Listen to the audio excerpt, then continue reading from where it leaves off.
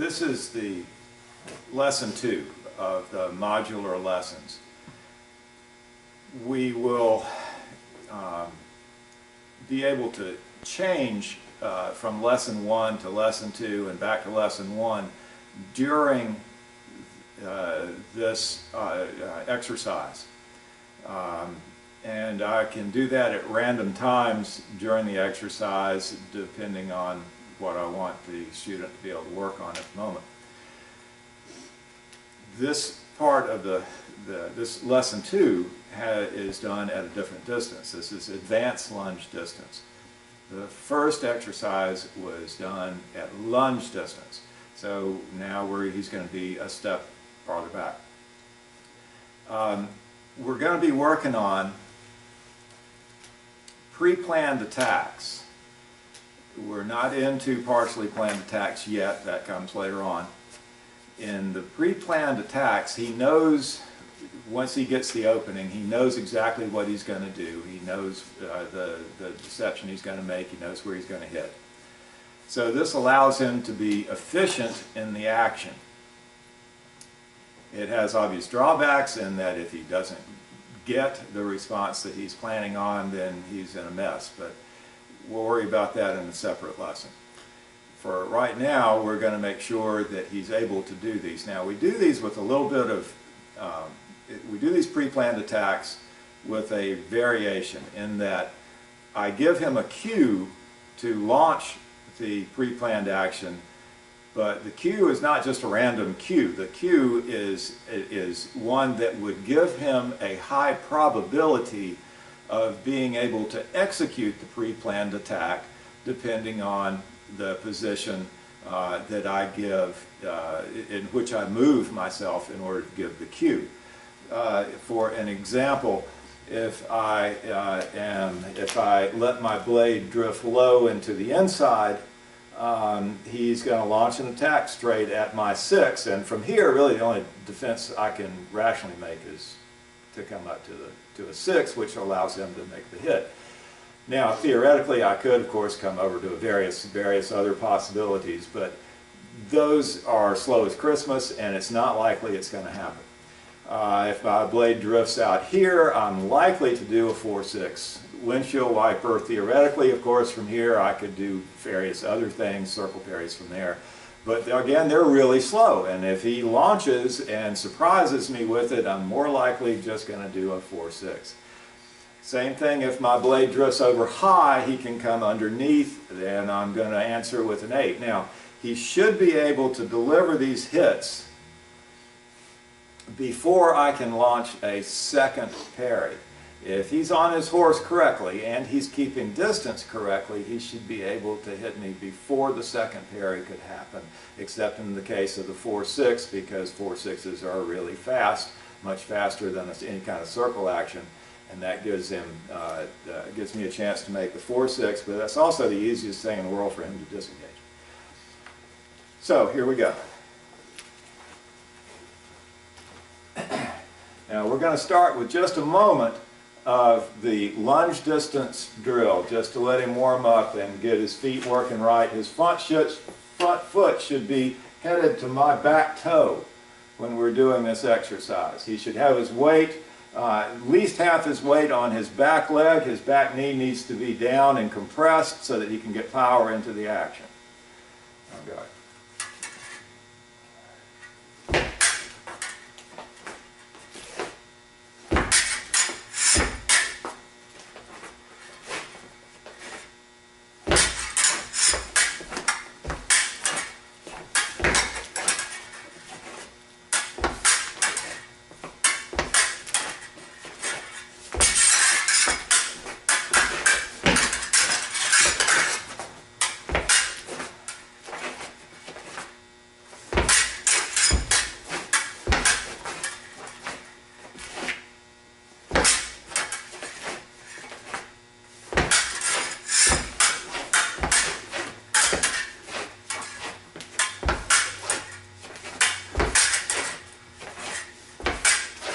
Okay, now that's enough to get him warmed up and get him thinking about what's going on. As you can see, we Had some that didn't go too well. I tried to go back to the ones that didn't work properly so that he could get his technique down on all the actions.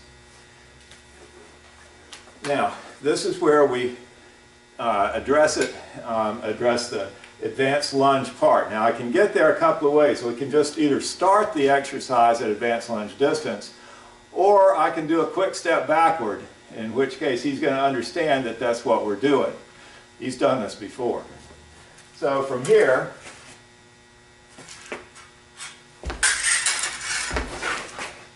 all right, now I've opened up. Notice that he did not overcommit.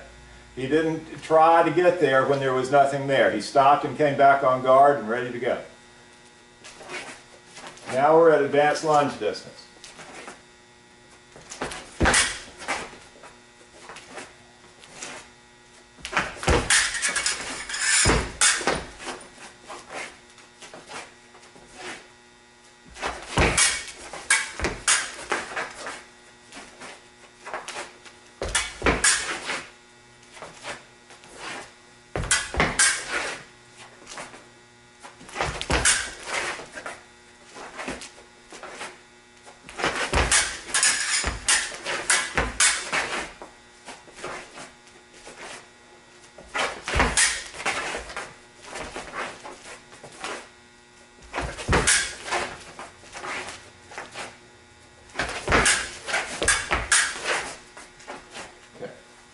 Now you notice that after he makes a hit, if there is an immediate response from me, immediate repost, or of course it's not a repost because he's just hit me, but if it's in repost time, in which case I would have, had it been a competition, done a parry and a repost, he stays and fights.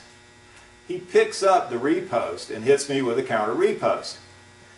If there is a break in the action, and he recovers back, and he sees that I'm not attempting a repost, he goes back to advanced lunge distance to reset himself and attack again when he has full advantage. He's not going to launch anything unless he has an advantage. That's a major part of what we're teaching.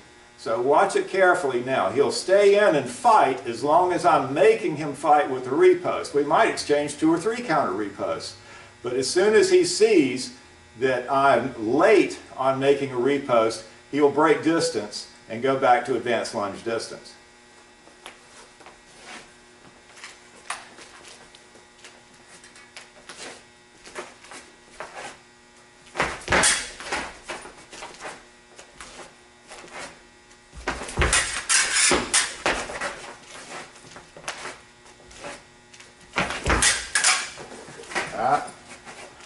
Stay in there, keep your hand out.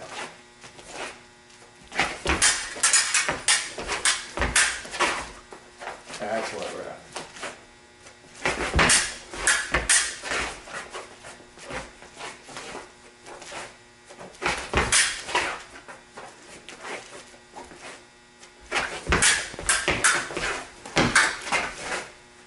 Left too soon.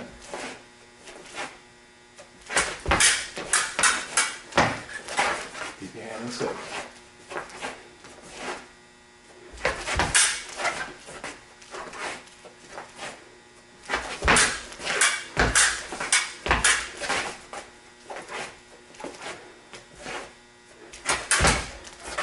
Don't drop your hand ever.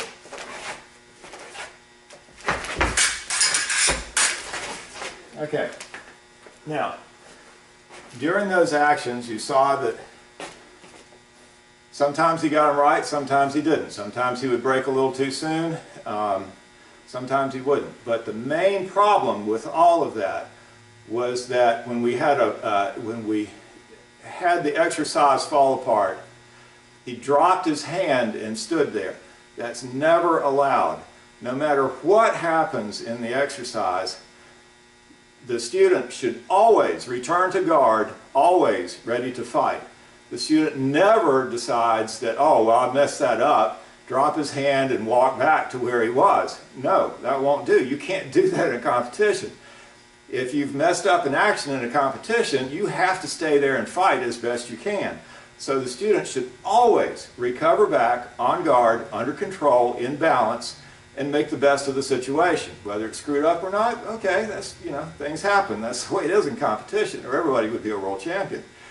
Make the best of the situation. We'll try it one more time. Here we go.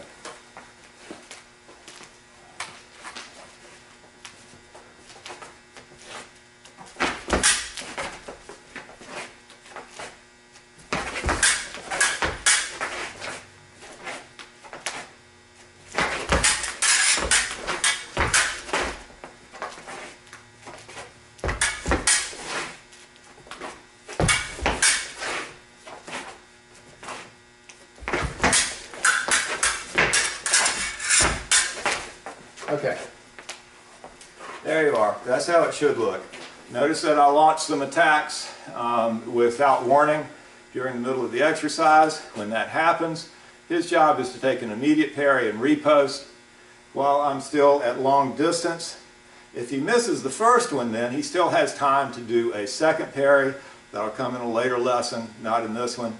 Right now, I want him to get the idea that the first thing you do is stop an attack before the attack really gets launched properly. And he did that fine. So that's lesson 2 at advanced lunge distance.